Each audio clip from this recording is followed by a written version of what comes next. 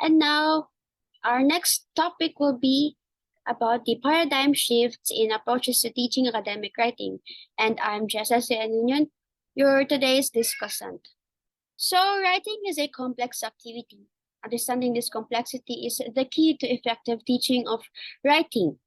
And in this chapter, I will present a brief historical overview of various approaches to teaching writing, including the controlled approach, process approach, and genre approach. I will discuss guiding principles and pedagogical implications of the approach. I will also highlight strategies for enhancing the quality of second language writing, drawing upon insights from the literature of writing research.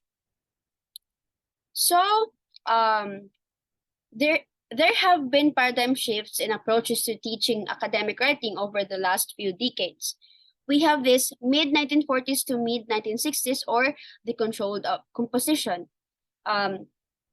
Controlled composition was practiced widely in writing classes. Such a teaching approach aims to improve the accuracy of students' written works based on a behaviorist view that repetition and imitation will lead to habit formation. For example, here, for teachers to give sample sentences of a chosen structure, and then students are tasked to write a few sentences following that pattern. And in the mid-1960s, English language teachers realized that students needed to focus not only on grammatical accuracy of the sentences they produced, but also the functions of writing. Thus, teachers adopted a rhetorical function approach where they shifted the teaching focus from sentence level accuracy to a discourse level that emphasized the purposes of writing, such as description, comparison, and contrast. Next will be the 1970s, or the process approach. In essence, process approach to teaching writing focuses on the writing process rather than the final product. Virtually all current composition theorists make a distinction between process-oriented and product-oriented writing. The process approach to writing has gained popularity. Instead of focusing primarily on the form or correctness of the writing, teachers now encourage students to pay attention to macro-level communicative purposes. The aim of the process approach is to let the students' ideas decide the form of a piece of writing. That's according to Silva 1990. Next will be the genre approach. Genre approach is a matter of mixed approach between process and product approach. And under this genre approach, through reading model text from a subject area and guided practice, students master the language, text structure, and discourse practices for specific kinds of communication. We should take note that understanding the genre approach depends on genre traditions, such as English for specific purposes. A common underlying objective here is to make sure that students recognize that they write in order to accomplish certain deliberate functions. This approach manifests a social-cognitive pedagogy that explicitly trains students in key thinking processes that are conducive to developing and expressing ideas while considering their audience. And now we'll be talking about the second language. And I have a question to you. What makes a successful essay? In a study on various ways writers can write good essays, Crossley et al. 2014 suggests that successful writing cannot be defined simply through a single set of predefined features. Rather, successful writing has multiple profiles. So specifically, some successful writers compose longer essays with more infrequently vocabulary and fewer grammatical, spelling, and punctuation errors. Other successful writers produce essays with more syntactically complex sentences and with a better control of text creation. Hence, besides a basic goal to write text accurately free of grammatical errors, student authors should consider stylistic factors such as choice of awards, sentence, complexity, text cohesion, and length of their essays. In fact, achieving good composition is a complex and difficult task for both native speakers and non-native speakers. In order to teach writing effectively, teachers must therefore be explicitly cognizant of the skills and processes that are involved. This view treats writing as a profession, a qualification to be attained with discipline and hard work, rather than an innate ability or subconscious habit. Indeed, even in one's native language, learning to write is something like learning a second language. No one is a native speaker of writing. For the most part of everyone learns to write at school. In other words, we need to let students know that few authors possess an inborn native command of writing English as a lingua franca. If students want to write well, they need to learn the skills explicitly and adopt deliberate strategies to enhance their writing competence. So here we have writing competence. Writing competence, the level of understanding you have achieved regards to writing your own piece of text. Writing competence is about composing an effective piece of written work to fulfill a specific purpose. We have example here, writing an entertaining and engaging story. Students adopt a narrative style and rhetorical moves in order to fulfill the requirements of a specialized context. So now, we have here paraphrase and direct quotation. So paraphrase is to present an original writer's ideas with different word choices and rearrangements of word or sentence order from an original text. Direct quotation is used when students want to retain the original wordings and form of the quoted text. So students should be explicitly taught that the paraphrased portions must be adequate when they paraphrase. In other words, the meaning conveyed by the original author must be captured in essence and not distorted. And whenever students paraphrase or directly cite an original text, they need to acknowledge the original source both in the body of the essay and the reference list. Students need to be explicitly taught that they cite or paraphrase for good reasons, yes, such as to put their paper in a particular context, to define key terms to establish common ground between the reader and writer, to back up their own position, or to substantiate that opinions on a particular topic are divided as to set the stage for further arguments. And next here, we have the lexical variety. So lexical variety is an important part of successful writing because it can make an essay appear sophisticated and interested. So lexical variety refers to interesting word choice or effective use of vocabulary in writing. So text with greater lexical variety tend to score higher and leave a better impression with the readers. Consider the sentence context and maintain a consistent level of formality if they want to improve lexical variety. In the writing, however, lexical variety is insufficient for creating a good essay. Other aspects such as content development of ideas, quality of argumentation, correct use of grammar, and mechanics are equally important. Next, we have here passive voice. Teachers typically advise students against the passive voice in writing and advocate a rather purist use of the active voice. In academic writing, however, the passive voice can be preferred at least for two reasons. First, appropriate use of the passive voice can enable writers to focus on a specific object for its importance, away from the actors who play a secondary role. It's according to Ferris 2014. Ferris 2014 gave a good example to illustrate this point. Conducted simultaneously in labs on 4 different continents, the experiment yielded results with international significance. So in this example, the writer draws the reader's attention to the experiment as a cornerstone of noteworthy results, independent of the actors who carried it out. A second reason for the use of passive voice is to let writers deliberately distance themselves from their statements. By downplaying their identities through the passive voice, they could increase the statement's objectivity, which is, again, often appropriate in scientific writing.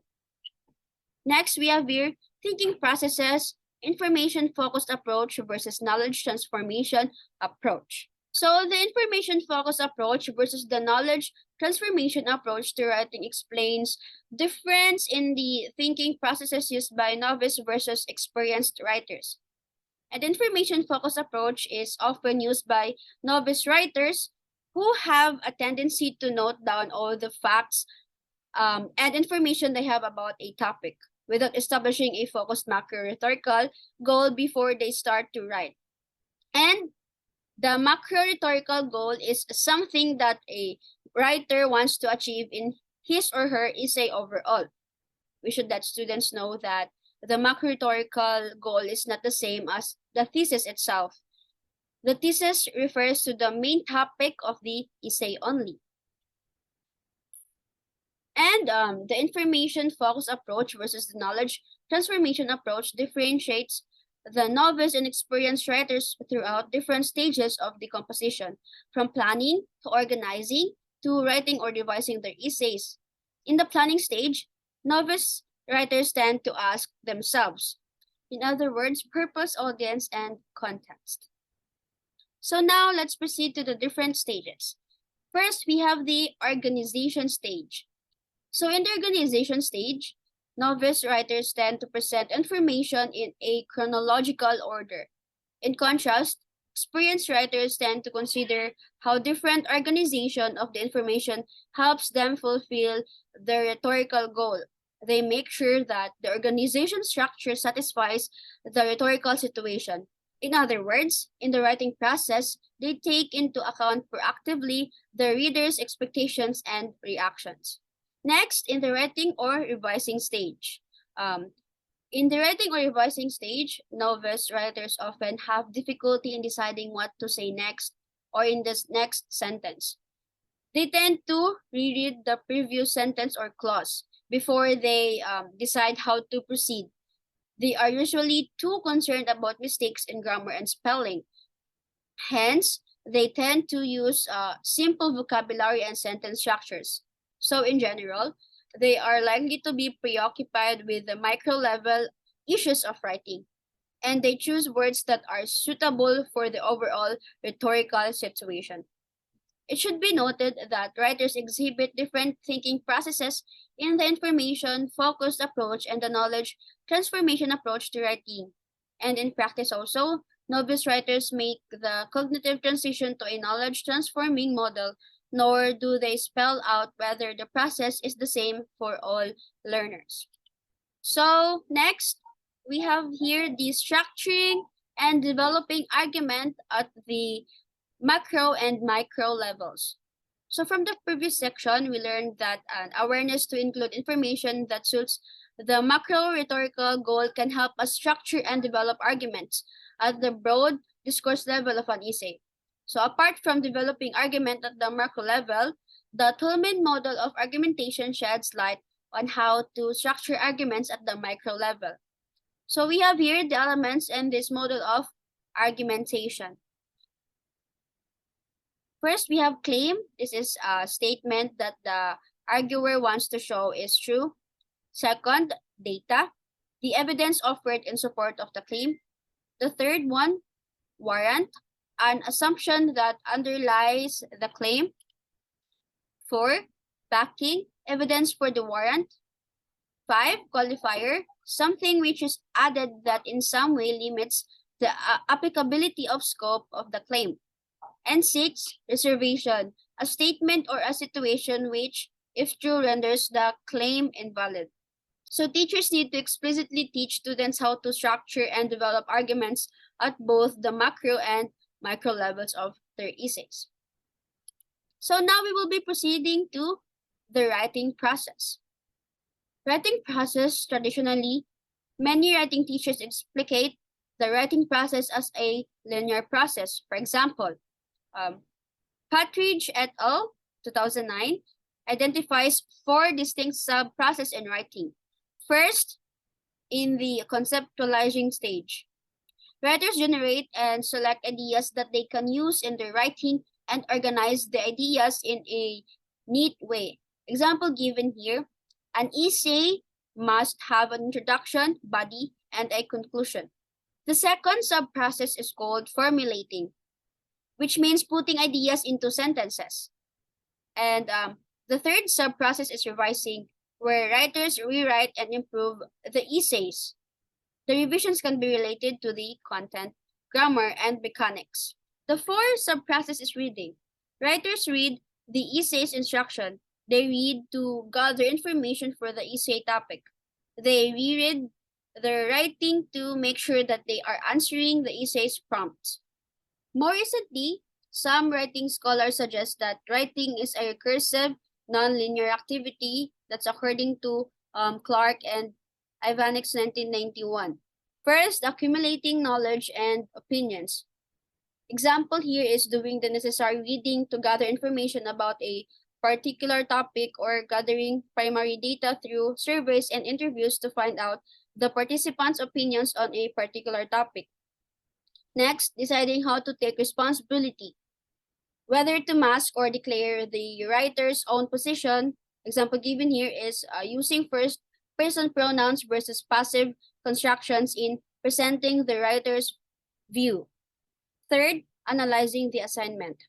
Example, the question prompt and the instruction words and the purpose of writing the assignment. Fourth, planning. Example here is information to be included in the assignment so as to achieve the macro rhetorical goal of the paper. 5, establishing goals and purposes. Example here is setting the macro rhetorical goal of the essay and the goal of each paragraph. Number 6, establishing the writer identity. Example given here is showing the writer's commitment to a particular position or argument. Number 7, drafting. So example here is like putting together the ideas to construct an argument. Number 8, considering constraints of time and space. Example, deadline of submission of work and the word limit. Number 9, formulating the writer's own ideas. Example, the writer's own opinion on that particular topic. Number 10, experiencing panic, pain, and anguish. Example here is going through the complicated and difficult process of writing. Number 11, we have here experiencing pleasure and satisfaction. We have example, finishing the assignment and learning something new from the writing experience. Number 12, revising. Example here is making sure that the arguments are persuasive and the macro rhetorical goal is achieved. Number 13, considering the reader. Example here is making the writing reader-friendly and anticipating possible counter-arguments from the reader. Number 14, clarifying writer commitment to his or her idea. Example, confirming the writer's stance about a particular issue. Number 15, putting knowledge of the language to use. So example, so best illustration here is choosing language that can help the writer achieve the macro rhetorical goal of the paper. And lastly, making the copy neat. And best illustration here is checking the overall presentation of the paper. And now let's talk about the use of technologies to enhance the teaching of writing. So the Australian Teaching and Learning Cycle for Genre Instruction outlines the teaching of writing in 3 distinct stages. First, we have modeling, joint construction of text, and independent construction of text.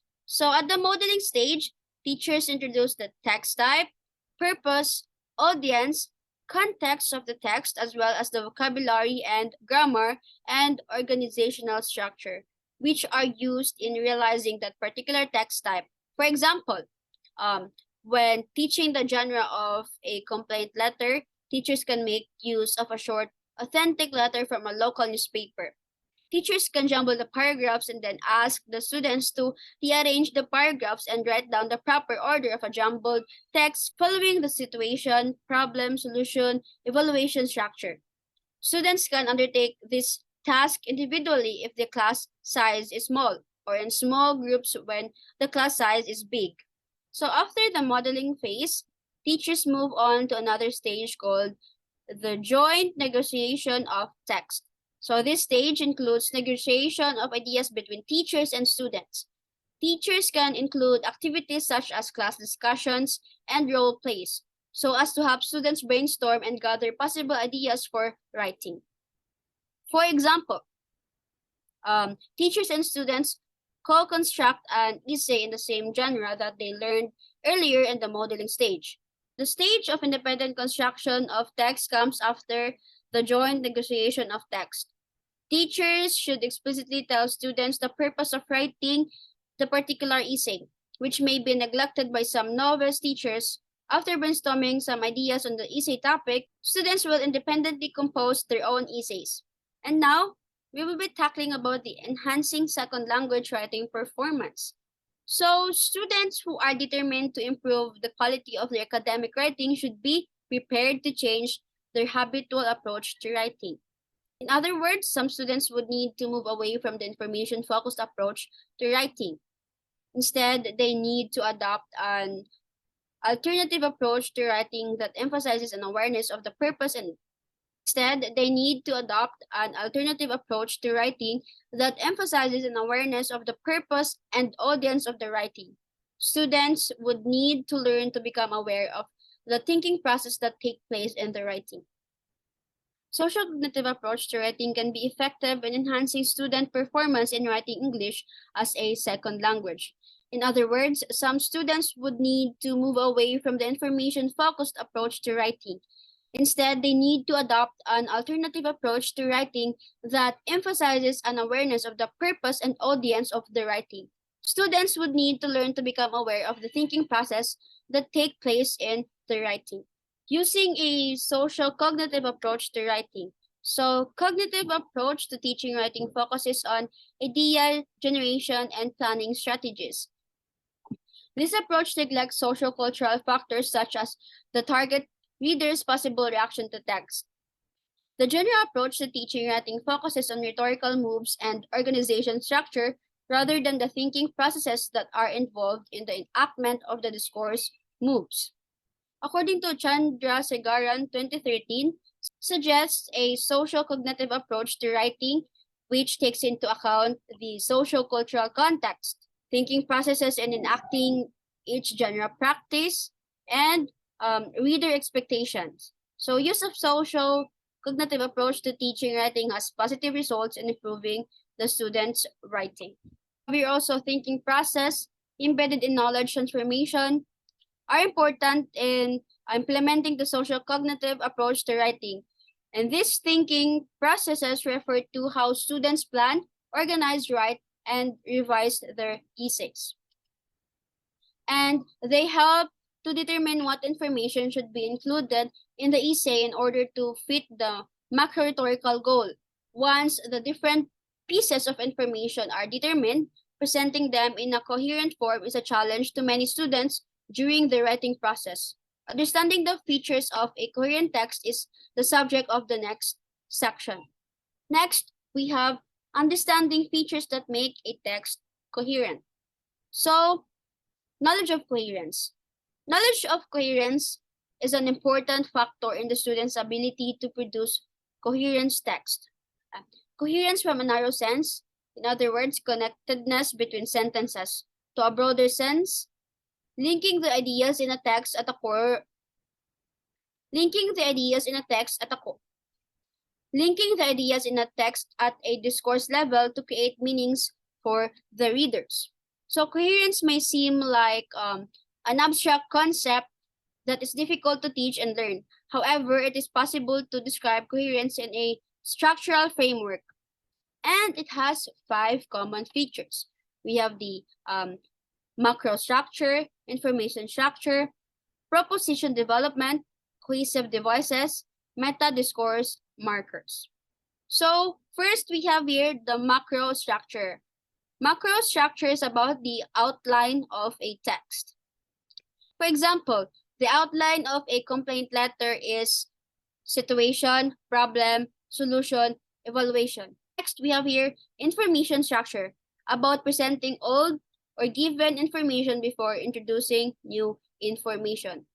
For example, again, teachers can show 2 sentences to students. In this example, the writer should present the sentences with 2 children, give information before introducing John and Mary. Before introducing John and Mary, or the new information to refer to the 2 children. Next, we have here proposition development, as they tend to state the proposition without elaboration of ideas. For example, free public transport is good to the residents. So this statement is a proposition without elaboration of ideas. Student writers are advised to add support to the statement such as, with money saved on transport, residents can now spend more money on other goods and services. Next, we have cohesive devices. So cohesive devices help establish relationships between different sentences. Examples of cohesive devices include pronouns, conjunctions, repetition, superordinates, or the hyponymy. Example given here, animals or cats, and synonyms and antonyms. The discourse markers used to help readers organize, interpret, and evaluate information. Examples of meta-discourse markers include logical connectiveness. So next, we have adopting good editing strategies. So useful strategies for good editing that can enhance the effectiveness of the written work. First, students should try to finish their writing earlier rather than wait until the last minute before starting. Second, it is advisable to read the composition aloud. Third, students may consider using a word processor's editing tools to check for grammatical, spelling, and typographical errors. Lastly, for long-term and writing development, students are advised to keep track of their error patterns. Now let's proceed to pedagogical principles of the social cognitive approach to academic writing. The following implications and associated pedagogical principles of the social cognitive approach to academic writing are suggested. Teachers need to explain the purpose of writing to the students. Make sure students understand that establishing the macro rhetorical goal and purpose of writing is an essential part of the writing process. Ensure that students recognize the functions of academic writing. After that, they may begin to appreciate its importance in writing. And plan activities that require students to identify the purpose of writing at the modeling, joint construction, and independent writing stages. Next, writing lessons would address the knowledge transformation approach to writing. Teach the knowledge transformation approach to writing with a explicitly teach students the thinking processes in planning, organizing, writing, and revising the essay using the knowledge transformation approach to writing. Create class activities that raise students' awareness of the differences between the information-focused approach and the knowledge transformation approach to writing. Second language writers' writing performance can be enhanced by understanding coherence in a broader sense. Teach the features of a coherent text at a discourse level and highlight the differences in meaning between meta-discourse markers and cohesive device. Teach the features of a coherent text at a discourse level and highlight the differences in meaning between meta-discourse markers and cohesive devices and writing. Encourage students to self-edit their text by reading aloud and self-evaluating their writing using a coherence checklist. Plan peer review activities focusing on the development of coherence in writing. Peer reviewers can also comment on the macro rhetorical goal of their peers' essays. And lastly, writing is a complex activity. Teach students that writing is a non-linear process involving many stages, not limited to conceptualizing, formulating, reading, and revising. Recognize that students will encounter difficulties during the writing processes, such as setting the macro rhetorical goal, establishing writer identity, and considering the reader. Plan group activities that heighten Plan group activities that heighten students' awareness of the nature of writing, help students develop an understanding that pre-writing, drafting, and revising cannot be separated from each other into neat, independent stages. So we have here traditional approaches to teaching second language writing. The controlled composition approach, the rhetorical function approach, the process approach, and the general approach have strengths but may not be sufficiently effective as writing pedagogy. Knowledge transformation is an important implementation device in the social cognitive approach to writing. In organizing and presenting their ideas, they need to learn how to make a text coherent, which includes but goes beyond using cohesive devices. So here are the important for students. It's according to Mean 2006. The positive results of the related studies indicate that peer feedback leads to better texts and improves the quantity and quality of peer talk. The peer feedback helps students to clarify any possible confusion the readers may have and help refine the language used in the writing. So in conclusion, no one is a native speaker of writing. So according to Lekay 1992, thank you and hope you learned something about our topic for today's discussion and have a great day ahead.